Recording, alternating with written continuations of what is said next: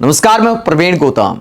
दोस्तों, वीडियो में आपको दिखाएंगे राहुल गांधी की बिहार के युवाओं के साथ बातचीत और इस बातचीत में कैसे मोदी नीतीश कुमार की डबल इंजन सरकार का रिपोर्ट कार्ड निकलकर सामने आ जाता है। राहुल गांधी आंकड़ों के साथ पीएम मोदी और नीतीश कुमार को क्या बोलते हैं, बिहार के युवा क्या बोलते हैं, सारी कहानी आपको बताते हैं। बिहार में चुनाव चल रहा है। बिहार के चुनाव में पीएम मोदी और बीजेपी के नेता घुसपैठ को बड़ा मुद्दा बनाए हुए हैं। तो राहुल गांधी और तेजस्वी यादव पढ़ाई की बात करते हैं, रोजगार की बात करते हैं, पलायन की बात करते हैं। अब इन्हीं सारे मसलों को लेकर राहुल गांधी ने बिहार के युवाओं के साथ क्या बातचीत की थी, जिसे सोशल मीडिया पर शेयर किया है। राहुल गांधी पीएम मोदी और नीतीश कुमार को दिखाते हैं कि बिहार का युवा आखिरकार चाहता क्या है। पहले बातचीत आपको दिखाते हैं, उसके बाद राहुल गांधी ने बिहार का रिपोर्ट कार्ड और आंकड़े दिखाते हुए क्या कहा एनडीए सरकार को लेकर, वो भी दिखाएंगे। पहले सुनिए राहुल गांधी की युवाओं के साथ बातचीत। बिहार एक समय में पटना यूनिवर्सिटी, वहाँ का बिस्ला यूनिवर्सिटी एक समय ऐसा हुआ करता कि उसको ईस्ट का ऑक्सफोर्ड कहा जाता था। आज समय की इतनी हालत खराब है कि वहाँ पे सब छोड़ के दिल्ली में आके पढ़ाई कर रहे हैं। दूसरा कोई नया यूनिवर्सिटी नहीं बनने। इसका कारण क्या है? बेसिक सरकार है। तो हम यही चाहते हैं कि क्या महागठबंधन सरकार आने के बाद बिहार का पटना यूनिवर्सिटी फिर से वो ऑक्सफोर्ड बनेगा ईस्ट का, ताकि हम जैसे छात्रों को बिहार से इतना दूर आके ना पढ़ना पड़े। हम लोग यहाँ पे तो बहुत बुरी कंडीशन रहते हैं। 15,000 20,000 हमको रेंट देना पड़ता है। कोई रेंट कंट्रोल एक्ट नहीं है हम लोगों के लिए। पापा क्या करते हैं आपके? मेरे फादर नहीं है, मेरे ब्रदर फैक्ट्री में वर्कर हैं गुजरात में। मजबूरी में यहाँ पढ़ने आ रहे हैं। हमारे माता पिता पैसा नहीं पढ़ा दे, पर हम वो जानते हैं कि बिहार में पढ़ के हमारे भविष्य नहीं है। आप में से कितने लोग सोचते हैं जो आप दिल्ली में आए हो, आपकी चॉइस थी दिल्ली में आना या आप एक प्रकार से फोर्स हुए दिल्ली में आना? फोर्स ही है सर। ठीक है, तो एक तो सबसे पहली वजह यह है कि वहाँ पर स्कूल्स की जो व्यवस्था है बहुत ख़राब है, बहुत बुरी हालत है। एक तो सरकारी स्कूल जितने हैं वहाँ पर अगर आप जाएंगे तो टीचर्स की जो क्वालिटी है वो बद से बदतर हो चुकी है। और जो वहाँ पर अगर 8वीं क्लास के बाद 10वीं क्लास में अगर कोई लड़की पढ़ने के लिए जाती है तो उसको 10वीं क्लास में जाने के बाद 11वीं क्लास में अगर उसको अपना एडमिशन लेना होता है तो फॉर्म के नाम पर 1200 रुपया आज भी लिए जाते हैं सरकारी स्कूल में, जबकि एक पैसा नहीं लगता उस फॉर्म का। और वहाँ का टीचर प्रिंसिपल ये कहता है कि अगर आप ये पैसे नहीं देंगे तो आपका एडमिशन नहीं लिया जाएगा। वहाँ से होता यह है कि वहाँ पर उनको ड्रॉप आउट करना पड़ता है। दूसरी चीज़ ये है कि हायर एजुकेशन की बात करेंगे तो हमारे बिहार में हायर एजुकेशन की ये हालत है कि 5 साल में बीए होता है। मैं गोपालगंज बिहार से आता हूँ। हमारे यहाँ सारण कमिश्नरी में छपरा जिला आता है। छपरा में एक जेपी यूनिवर्सिटी है जहाँ पर 5 साल में बीए कंप्लीट होती है। लोग कहते हैं आप छपरा से आपने बीए किया है, अच्छा तब तो नौकरी नहीं मिलेगी। एक तो बेरोजगारी की हालत पूरे देश में वैसी ही है। पूरा का पूरा सिस्टमेटिक अटैक हुआ है बिहार के छात्रों पे, ठीक है, जिसका इलाज मेरे ख्याल से सारी पॉलिटिकल पार्टीज को सोचने की जरूरत है। सर फोर्स है।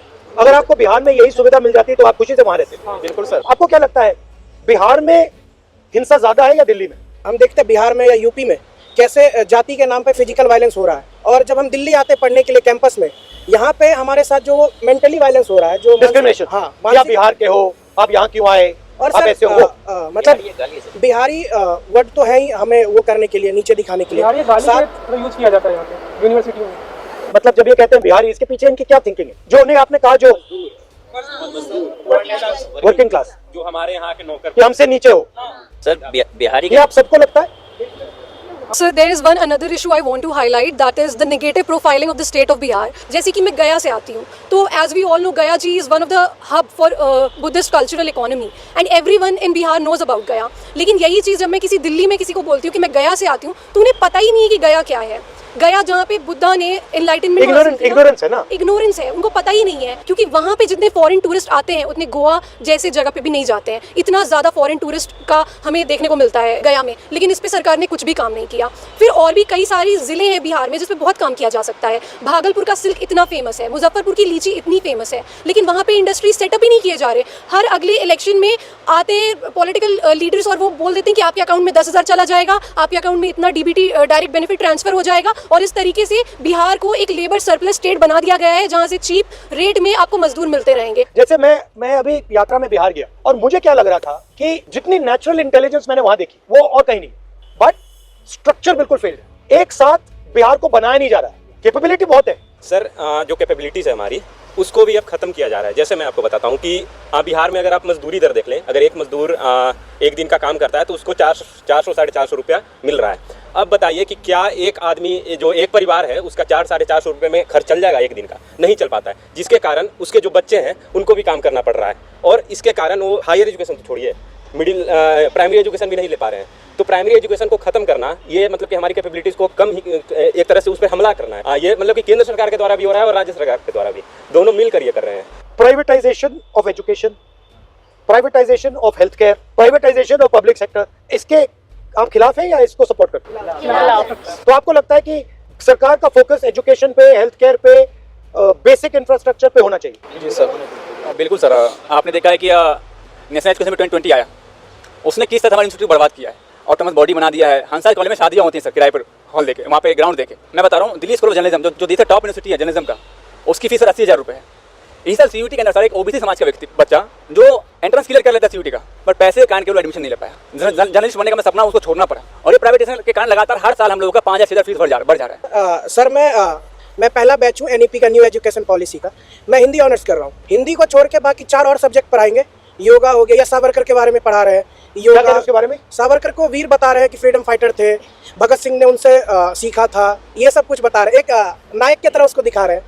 तो जो आप जिस चीज़ में स्पेशलाइजेशन लेने जा रहे हो, आप पॉलिटिकल साइंस पढ़ रहे हो, पॉलिटिकल साइंस को छोड़ के बाकी जितनी फालतू चीज़ें वो पढ़ाते हैं, फिर हर सेमेस्टर वो चेंज होता है, जिससे कि आपके पास एक डीप नॉलेज मतलब बना ना पाओ, और जाके फिर आप सरकार से बार्गेन ना कर पाओ कि मुझे इस सेक्टर में नौकरी चाहिए। कि नॉलेज को डिस्ट्रॉय किया जा रहा है, बट इसलिए डिस्ट्रॉय किया जा रहा है कि आप अपना हक ना मानो, बिल्कुल ना मांगो। और ये जो डिस्क्रिमिनेशन है, ये होता कैसे करते, मतलब एक तो आपको सीधा कह दिया कि यार बिहारी हो, बट और सोफिस्टिकेटेड तरीके से भी होता है कि आपको मतलब जगह नहीं मिल रही है, जॉब नहीं मिल रहा है इंटरव्यू में। सर मेरा भाई IIT दिल्ली में PhD कर रहा है। उसके किसी दोस्तों को पता चल गया कि वो PhD में IIT दिल्ली पहुंच गया, उससे दोस्ती तोड़ दिया सर, ना बात करना ना कुछ।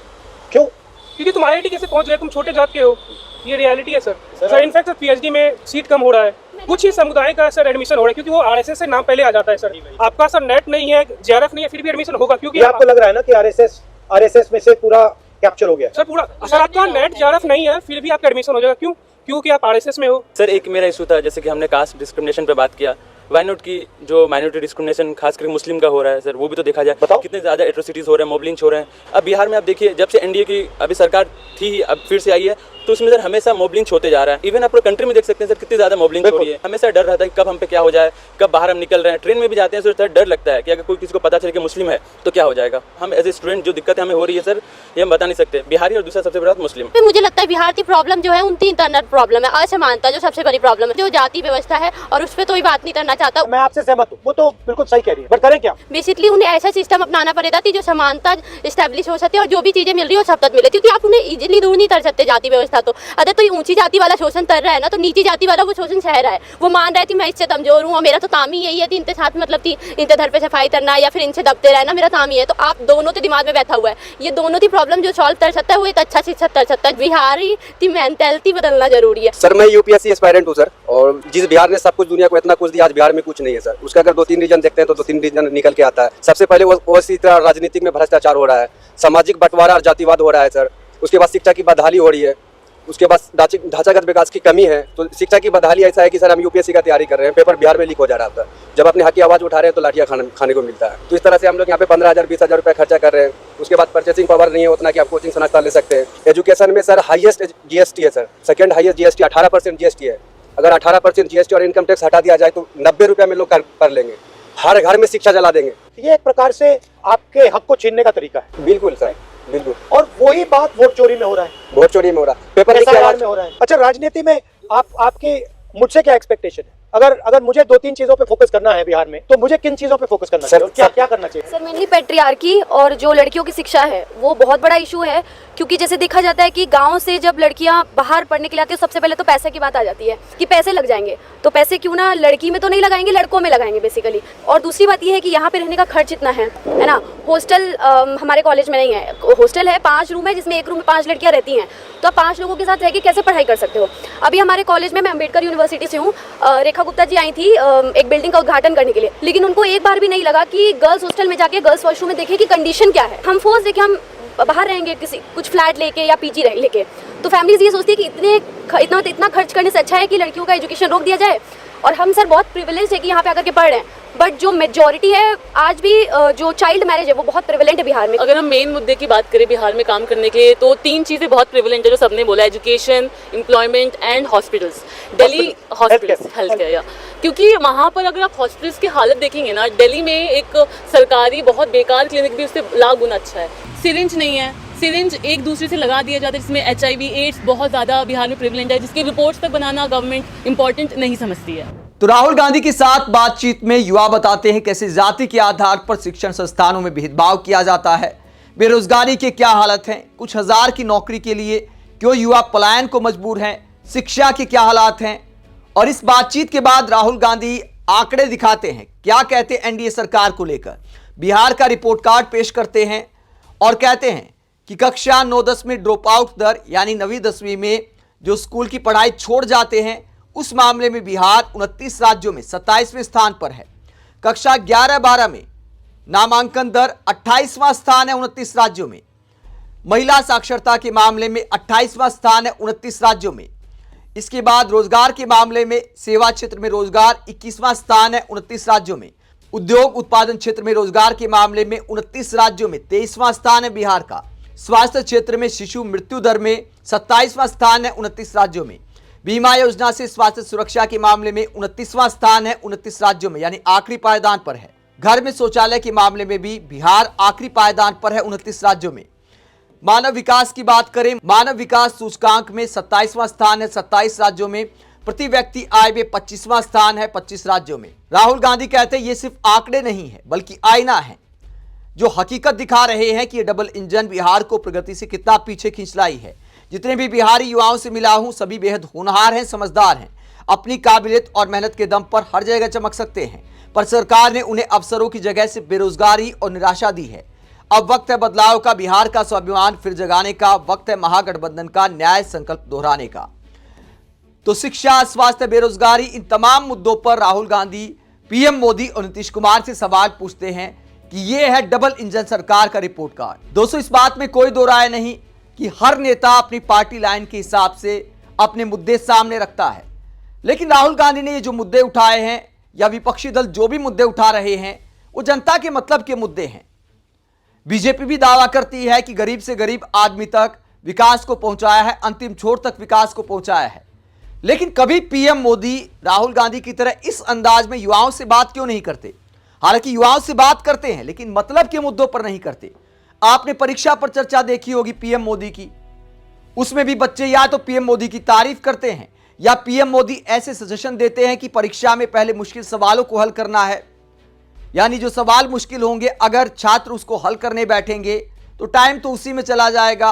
ज्यादातर टीचर ये सलाह देते कि भैया पहले आसान सवाल करना है। पीएम मोदी ऐसी बातों को लेकर युवाओं से बातचीत करते हैं, जहां अपना प्रवचन देते हैं, लेकिन युवाओं की समस्या आखिरकार क्यों नहीं सुनते। कभी रोजगार पर चर्चा क्यों नहीं करते। क्या कभी आपने एक बार भी पीएम मोदी को समस्याएं सुनते देखा है। आपने पीएम मोदी के ऐसे बहुत वीडियो देखे होंगे, पीआर वीडियो देखे होंगे, जहां उनकी तारीफ कराई जाती है, कभी महिलाओं से तारीफ कराई जाती है, कभी किसानों से तारीफ कराई जाती है, लेकिन क्या महिलाओं की, किसानों की, युवाओं की कोई समस्या नहीं है। क्या देश में समस्याएं खत्म हो गई हैं। जो छात्रों को प्रवचन देते हैं कि पहले मुश्किल सवालों को हल करो, तो पीएम मोदी को भी पहले मुश्किल सवाल लेने चाहिए। पीएम मोदी कोई जादूगर नहीं है, हम इस बात को मानते हैं कि एक झटके में सारी समस्याएं खत्म कर देंगे, लेकिन कम से कम ऐसे वीडियो तो आने चाहिए जब रोजाना वीडियो वाली राजनीति होती है, जहां पीएम मोदी समस्याएं सुनते दिखाई दें। एक भी ऐसा वीडियो ध्यान में नहीं आता तो सवाल उठता है कि क्या पीएम मोदी की जो फिल्मी राजनीति है वो क्या सिर्फ तारीफ सुनने के लिए होती है, समस्याएं सुनने के लिए नहीं होती। आप राहुल गांधी की बिहार के युवाओं के साथ इस बातचीत को लेकर क्या सोचते हैं, कमेंट बॉक्स में अपनी राय जरूर दें। साथ ही चैनल को सब्सक्राइब भी करें। नमस्कार।